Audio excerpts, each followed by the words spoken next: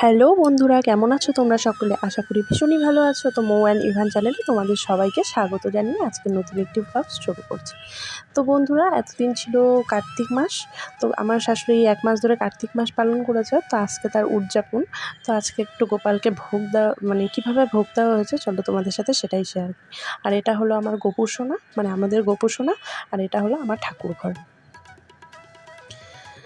তো যাই হোক বন্ধুরা, আজকে আমি রান্নাগুলো সমস্ত ভিডিও করতে পারিনি, কারণ তাড়াহুড়ো এতগুলো রান্না ভিডিও করা পসিবল হয়ে উঠছিল না। তাই এইভাবেই করেছি। তাই দেখো, এখানে লুচি ভেজেছি, এখানে নিরামিষ তরকারি, আর এটা হলো পটল আলুর ডালনা, ডাল, বেগুন, এটা চাটনি, পায়েস, আর এখানে শসা, লেবু আছে, এই পাশে শাক ভাজা, এখানে বেগুন ভাজা, পটল ভাজা, আর এটা হলো করলা ভাজা আর কচু শাক।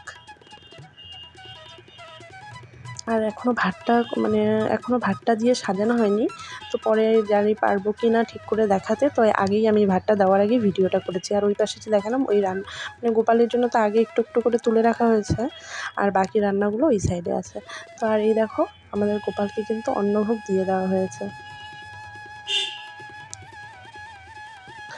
তো এখানে খুব একটা জায়গা নেই, তাই এভাবেই দেওয়া হয়েছে। তো দেখো, দেখতে কিন্তু ভীষণই ভালো লাগছে।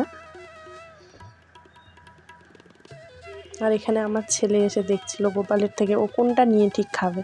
ওর লুচিটা খুব এখান থেকে নেওয়ার ইচ্ছে হয়েছিল।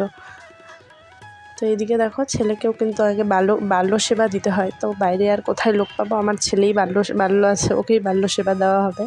তো যাই হোক, ওকে সব কিছু সাজিয়ে এখানে খেতে দেওয়া হয়েছিল।